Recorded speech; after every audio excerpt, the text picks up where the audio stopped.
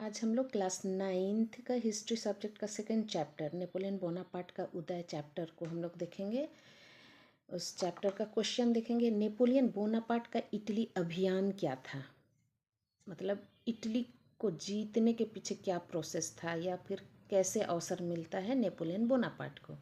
ठीक है ना, देखते हैं। 1797 ईस्वी को फ्रांस में राष्ट्रीय सभा के पतन या समाप्त होने के साथ ही डायरेक्टरी का शासन शुरू हुआ। कहने का मतलब है, फ्रांस में जो बूर्बो वंश का राजपाट था, तो वो बूर्बो वंश समाप्त हो जाता है, जिसके तहत राष्ट्रीय सभा शासन चलाती थी। ठीक है ना, तो उसके समाप्त होने के साथ ही फ्रांस में जो है डायरेक्टरी का शासन शुरू होता है, एक अलग शासन शुरू होता है, और जिसके तहत जिसके अनुसार नेपोलियन बोनापार्ट को ऑस्ट्रिया आक्रमण की जिम्मेदारी दी गई।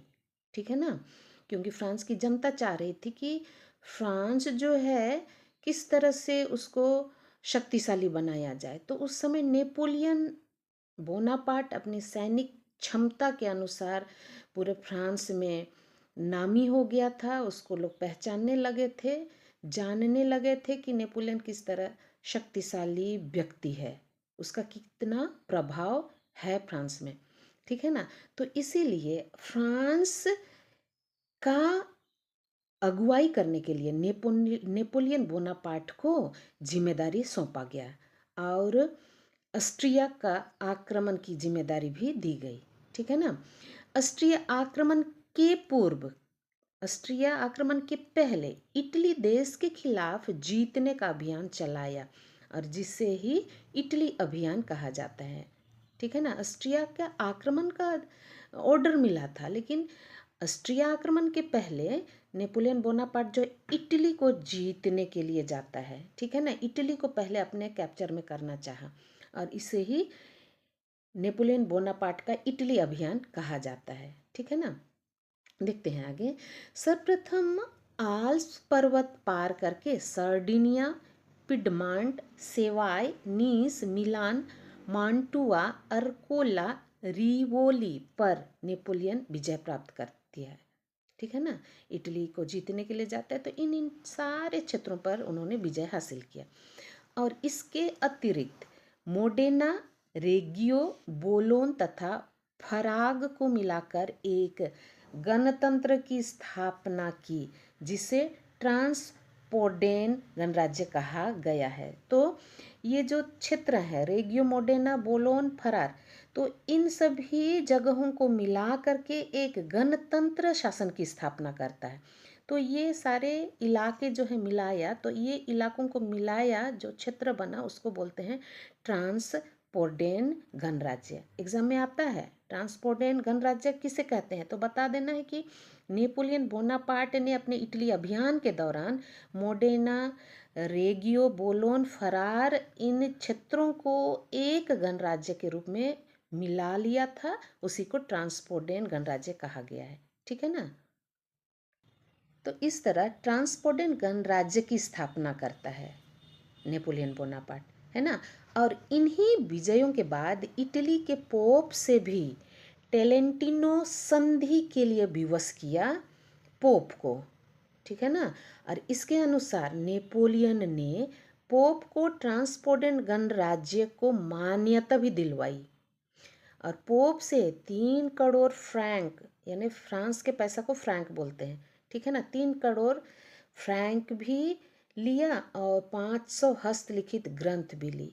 कहने का मतलब है, पोप से बहुत सारे इलाकों को भी मान्यता दिलवाए और बहुत सारे पैसे कौड़ी कुछ इस तरह से ले लिया पोप से। ठीक है ना, तो ये है इटली अभियान, समझ रहे हो ना।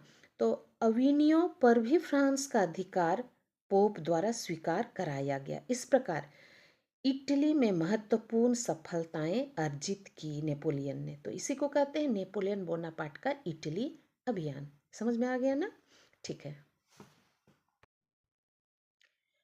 आज हम लोग फिर से देखते हैं नेपोलियन का ऑस्ट्रिया अभियान। जिस तरह से हम लोग पीछे देख चुके हैं कि नेपोलियन बोनापार्ट को जैसे फ्रांस की जिम्मेदारी दी जाती है, फ्रांस को शक्तिशाली बनाने की जिम्मेदारी दी जाती है।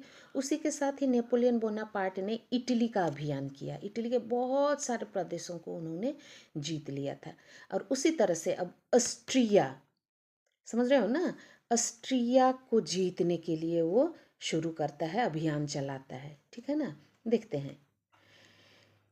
इटली अभियान के पश्चात नेपोलियन ने ऑस्ट्रिया अभियान की ओर ध्यान दिया।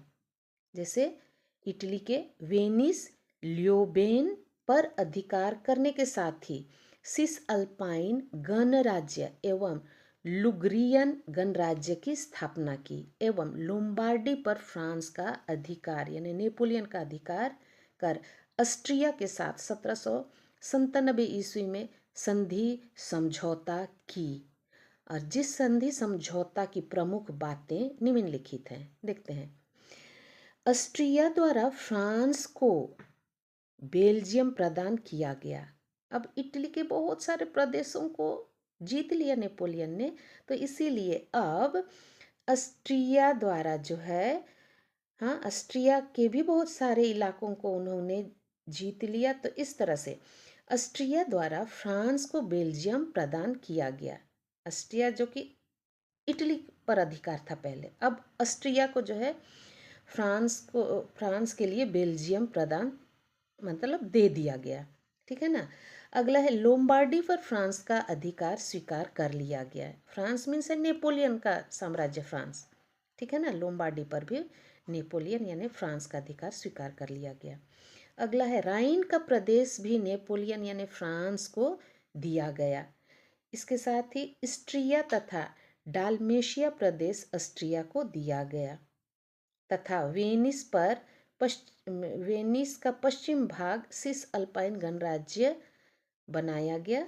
और इस प्रकार नेपोलियन की जीत महत्वपूर्ण था, किंतु भविष्य में युद्ध के बीज बोए गए, जिसके कारण जो है नेपोलियन के बहुत सारे दुश्मन देश बन जाते हैं।